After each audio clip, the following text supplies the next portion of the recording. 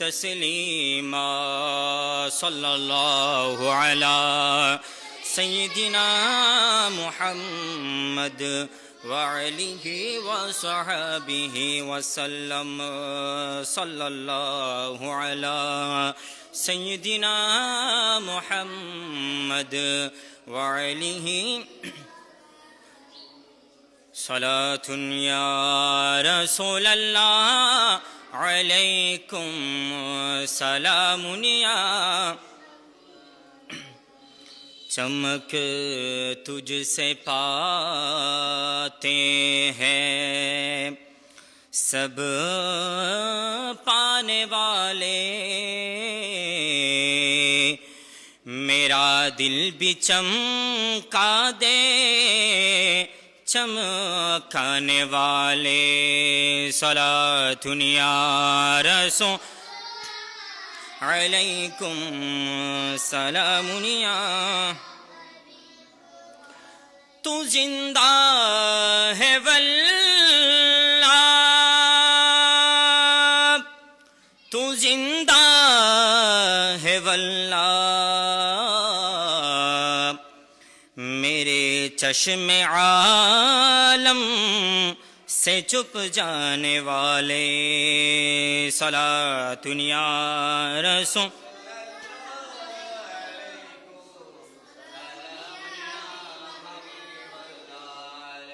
हरम की ज़मीं और कदम रख चलना, अरे सर का मौका है वो जाने वाले। सलातुन या रसूल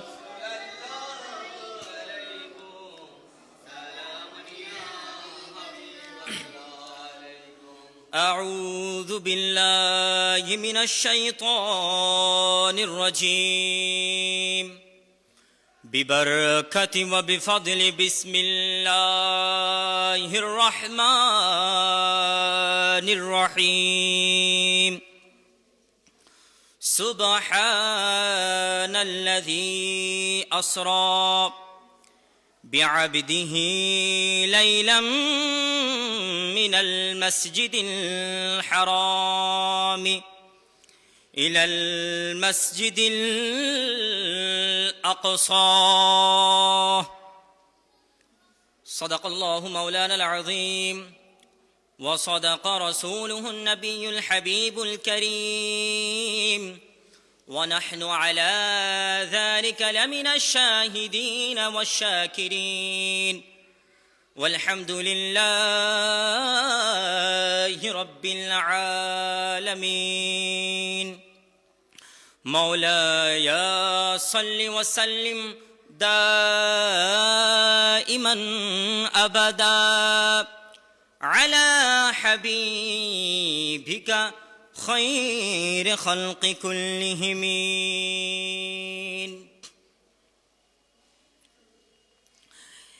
या नबी सलाम अलैका या हबीब सलाम, या नबी सलाम अलैका या हबीब सलाम।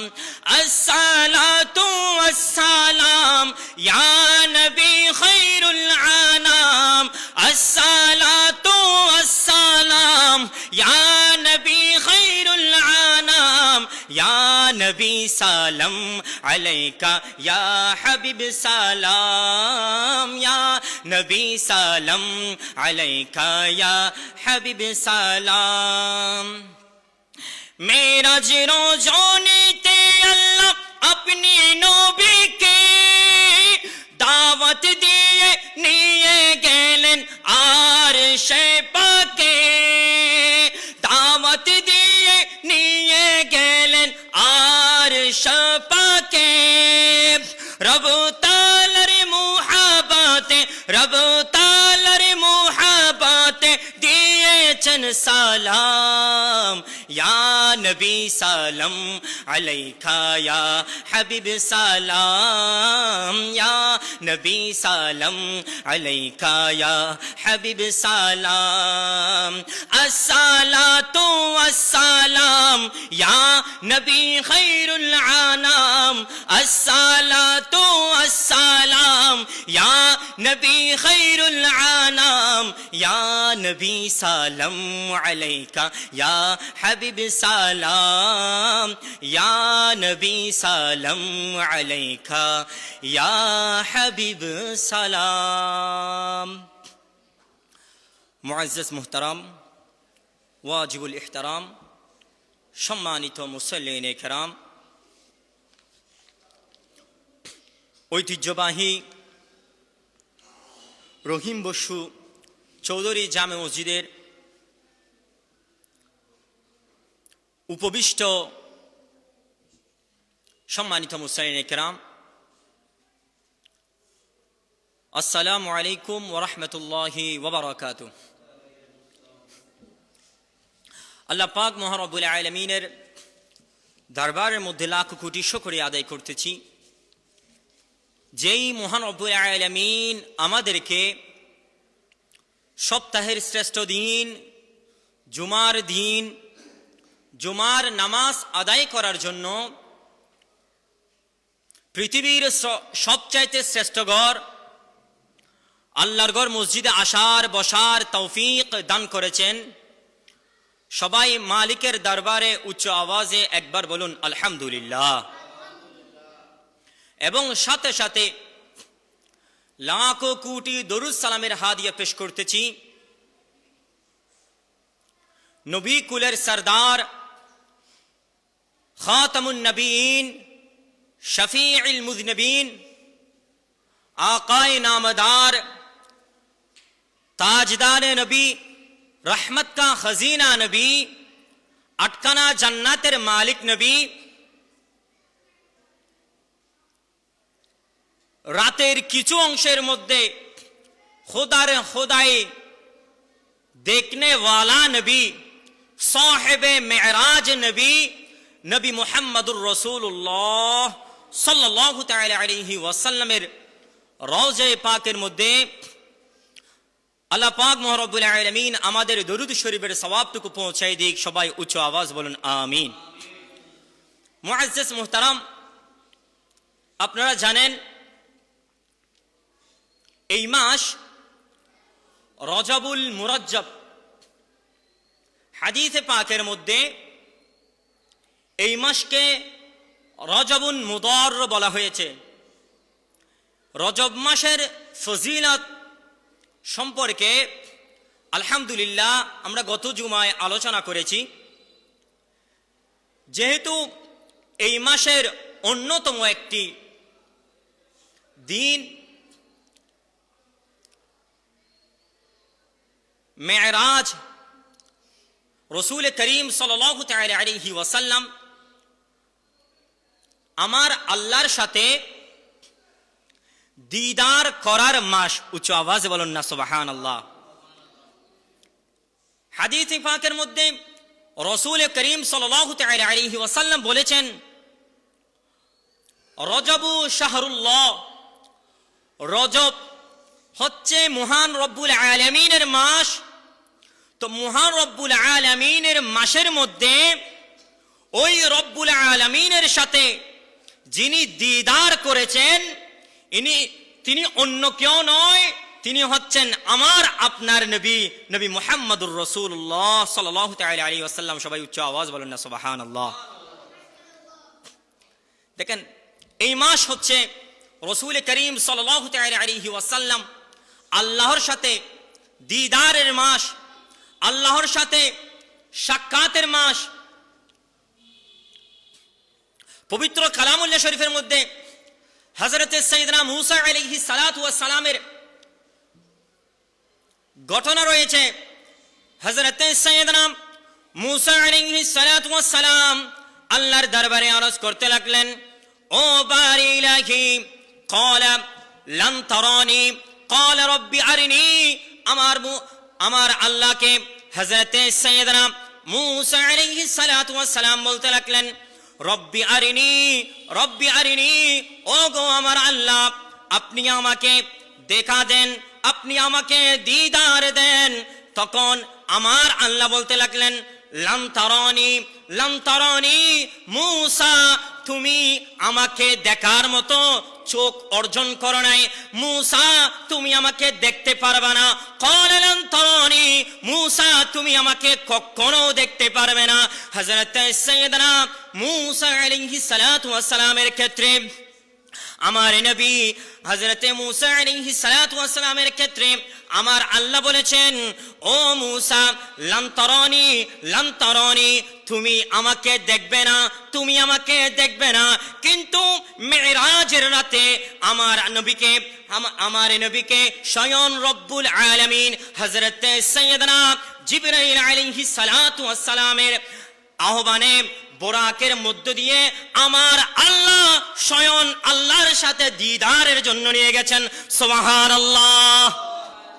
দেখেন, আমার নবী বলে নাই রব্বি আরিনি, আমার নবী বলে নাই, কিন্তু হযরতে সাইয়েদনা মূসা আলাইহিস সালাতু ওয়াস সালাম আল্লাহর দরবারে আরজ করেছিলেন, আল্লাহ রব্বি আরিনি, আপনি আমাকে দিদার দেন, আপনি আমাকে দিদার দেন, আপনি আমাকে দেখা দেন। আমার আল্লাহ বলেন, লান তারানি, মূসা তুমি আমাকে কখনো দেখতে পারবে, মূসা তুমি আমাকে কখনো দেখতে পারবে না। কিন্তু আমার রসুলকে স্বয়ং রব্বুল আলামিন সেই লামাকানের মধ্যে নিয়ে গেছেন। উচ্চ আওয়াজ বলেন না সুবহানাল্লাহ। তো সেদিকে লক্ষ্য রেখে আমি পবিত্র কালামুল্লাহ শরীফ থেকে একটা আয়াতে কারিমা অংশ বিশেষ তেলাওয়াত করেছিলাম। এই আয়াতে কারিমা আপনাদের সবারই মুখস্থ রয়েছে।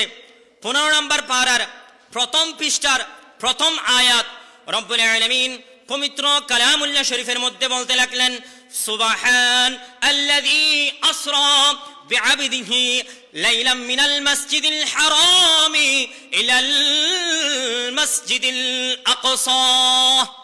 সুবহান, আল্লাহ বলেন, সুবহান, আমি ওই পবিত্র সত্তা যিনি সুবহান অর্থাৎ পবিত্র, আমি অক্ষম নয়, আমি সক্ষম, আমি নিয়ে গিয়েছি। বলে কি নিয়ে গেছেন? আল্লাযী আসরা বিআবদিহি, আমার একজন বান্দাকে আমার কাছে নিয়ে এসেছি। আল্লাযী আসরা বিআবদিহি, আমি আমার বান্দাকে সাইর করিয়েছি। কোথায় সাইর করিয়েছেন আমার আল্লাহ? পবিত্র কালামুল্লাহ শরীফের মধ্যে। তারপর বলতে লাগলেন, লাইলাম মিনাল মসজিদিল হারামি ইলাল মসজিদিল আকসা, রাতের কিছু অংশের মধ্যে আমার বান্দাকে মসজিদে হারাম থেকে মসজিদে আকসা পর্যন্ত নিয়ে গেছি। উচ্চ আওয়াজ বলুন না সুবহানাল্লাহ। দেখেন, মেরাজ শুরু হয়েছে রাসূল করিম সাল্লাল্লাহু তাআলা আলাইহি ওয়াসাল্লামের হুজরা শরীফ থেকে। রাসূল করিম সাল্লাল্লাহু তাআলা আলাইহি ওয়াসাল্লাম রাত্রে ঘুমাচ্ছিলেন। এই অবস্থায় হযরতে সাইয়েদনা রূহুল আমিন হযরতে জিবরাইল আলাইহিস সালাতু ওয়াস সালাম রাসূল করিম সাল্লাল্লাহু তাআলা আলাইহি ওয়াসাল্লামের দরবারে আসলেন। রাসূল তখন আরাম করতেছেন। এই অবস্থায় হযরতে জিবরাইল আলাইহিস সালাতু ওয়াস সালাম তো রাসূল করিম সাল্লাল্লাহু তাআলা আলাইহি ওয়াসাল্লামকে তো আর ঘুম ভাঙাতে পারবে না, যেহেতু বেয়াদবি হয়ে যাবে। তখন আমার আল্লাহর হুকুম হলো, জিবরাইল তুমি যাও, আমি আমার নবীকে আমার কাছে নিয়ে এসো। নিয়ে আসার জন্য তুমি যাচ্ছ, এটা ঠিক আছে, কিন্তু আমার রসুল তো এখন আরাম করতেছে, তুমি আমার রসুলকে ডাকতে পারবে না। আল্লাহ, আমি জিবরাইল রাসূল করিম সাল্লাল্লাহু তাআলা আলাইহি ওয়াসাল্লামের দরবারে যাব। রাসূল করিম সাল্লাল্লাহু তাআলা আলাইহি ওয়াসাল্লামকে আনতে যাইতে বলতেছেন, কিন্তু রাসূল করিম সাল্লাল্লাহু তাআলা আলাইহি ওয়াসাল্লামকে ডাকতে পারবো না, এটা কেমন কথা? তখন আমার আল্লাহ বলতেন, ও জিবরাইল, তোমার জিহ্বা আমার নবীর পা মুবারকের সাথে যখন তুমি লাগিয়ে দিবে, আমার নবী যখন ঠান্ডা অনুভব করবে, তখন অমনিতে আমার নবীর ঘুম ভাঙে যাবে। উচ্চ আওয়াজ বলুন না সুবহানাল্লাহ। জিবরাইল আলাইহিস সালাতু ওয়াস সালাম রাসূল করিম সাল্লাল্লাহু তাআলা আলাইহি ওয়াসাল্লামের দরবারে আসলেন। রাসূল করিম সাল্লাল্লাহু তাআলা আলাইহি ওয়াসাল্লামকে মেরাজে নিয়ে গেলেন। মেরাজে নিয়ে যাওয়ার অনেক লম্বা ওয়াকিয়া রয়েছে। যখন মেরাজ করে আসলেন, মেরাজ করে আসার পরে হযরতে সৈয়দনা সিদ্দিক আকবর রাদিয়াল্লাহু তাআলা আনহু তখন মুসলমান ছিলেন, কিন্তু রাসূল করিম সাল্লাল্লাহু তাআলা আলাইহি ওয়াসাল্লাম যখন মেরাজ করে দুনিয়ার জমিনের মধ্যে আসলেন, তখন আরবের যে সমস্ত কাফের রয়েছে তাদেরকে বলতে লাগলেন, ও আরবের কাফের, ও আরবের মানুষরা, তোমরা শুনো শুনো, আমি নবী গত রাত্রে মেরাজ গিয়েছি। তখন আরবের লোকেরা প্রশ্ন করতে লাগলো, ও হে মুহাম্মদ, আপনি বলেন সাল্লাল্লাহু তাআলা আলাইহি ওয়াসাল্লাম, আপনি একটু বলেন কি রকম আপনি মেরাজ করেছেন, মেরাজ এটা কি? তখন আমার রাসূল সাল্লাল্লাহু তাআলা আলাইহি ওয়াসাল্লাম আরববাসীদেরকে বলতে লাগলেন, হয় আরববাসী তোমরা শুনো শুনো, রাত্রির কিছু অংশ থেকে আমি প্রথমে হেরাম শরীফ থেকে মসজিদে আকসা পর্যন্ত গিয়েছি। সুবহানাল্লাহ বলেন না।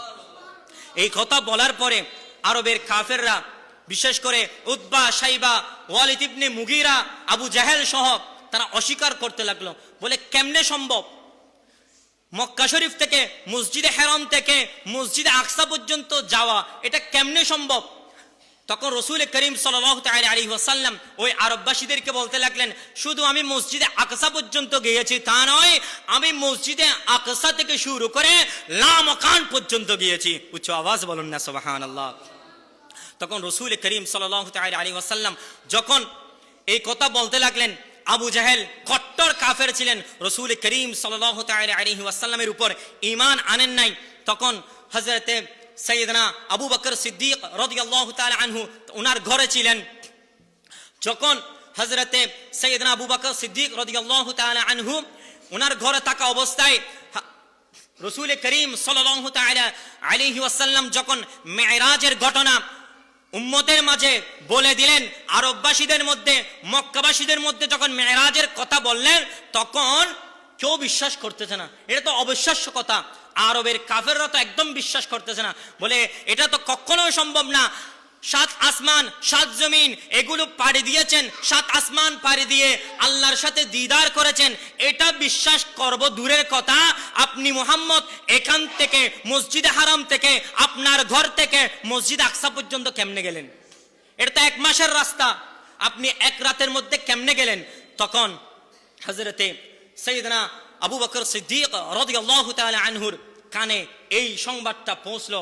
আবু জাহেল হযরতে সাইয়েদনা সিদ্দিক আকবর রাদিয়াল্লাহু তাআলা আনহুকে বলতে লাগলেন, ও আবু বকর, তুমি যেই মুহাম্মাদের উপর, যেই নবীর উপর ঈমান এনেছো, সেই নবী তো মিথ্যা বলতেছে। সেই নবী তো বলতেছেন রাত্রের কিছু অংশের মধ্যে নাকি মসজিদে হারাম থেকে মসজিদে আকসার মধ্যে গিয়েছে। এটা কেমনে সম্ভব? মসজিদে আকসা কোথায় আর মসজিদে হারাম কোথায়? এখান থেকে যেতে তো 1 মাসের রাস্তা লাগবে, কেমনে সম্ভব? এটা তো মুহাম্মদ তোমাদের নবী, তো এটা ভুল কথা বলতেছেন, তোমাদের নবীর উপর তুমি কেমনে ঈমান এনেছো? এই কথা বলার পরে হযরতে সাইয়েদনা সিদ্দিক আকবর রাদিয়াল্লাহু তাআলা আনহু তখনও সিদ্দিক উপাধি লাভ করে নাই, তখনও সিদ্দিক হয় নাই, তখন ওনার নাম ছিল আবু বকর। তখন আবু বকর সিদ্দিক রাদিয়াল্লাহু তাআলা আনহু আবু জাহেলকে বলতে লাগলেন, ও আবু জাহেল, আমি তো রাসূল করিম সাল্লাল্লাহু তাআলা আলাইহি ওয়াসাল্লাম মেরাজে গিয়েছেন, এই কথাটা আমি নবীজির জবান মোবারক থেকে এখনো শুনি নাই, তুমি আবু জাহেল থেকে শ্রবণ করেছি। আবু জাহেল, তোমার কাছ থেকে আমি শুনেছি, এটা কি সত্য? আমার নবীজির জবানে এই রকম কথা বের হয়েছে, আমার নবী মসজিদে হারাম থেকে মসজিদে আকসা পর্যন্ত গিয়েছে, এই কথা কি সত্য? তখন আবু জাহেল বললেন, হ্যাঁ হ্যাঁ, এই কথাই তো তোমাদের নবী মুহাম্মদ এটাই তো বলতেছেন। তখন হযরতে সাইয়েদনা সিদ্দিক আকবর রাদিয়াল্লাহু তাআলা আনহু বলতে লাগলেন, এ আবু জাহেল, আমার নবী যদি নবুয়তের জবান দিয়ে যদি এই কথা বলে থাকে, তাহলে নির্দ্বিধায় আমি এই কথার উপর ঈমান আনলাম। উচ্চ আওয়াজ বলুন না সুবহানাল্লাহ। দেখেন হযরতে সাইয়েদনা সিদ্দিক আকবর রাদিয়াল্লাহু তাআলা আনহু যখন মেরাজের কথা বিশ্বাস করলেন, মেরাজের কথা বিশ্বাস করার সঙ্গে সঙ্গে রাসূল করিম সাল্লাল্লাহু তাআলা আলাইহি ওয়াসাল্লাম বলতেছেন, ও আমার সাহাবারা, তোমাদের মধ্যে, ও আমার উম্মতেরা, তোমাদের মধ্যে যিনি প্রথম আমার মেরাজকে সত্যায়ন করেছেন, আমার মেরাজকে যিনি সত্য বলেছেন, আমার কথাকে যিনি সত্য বলেছেন, তিনি অন্য কেউ নয়, তিনি হচ্ছেন আবু বকর।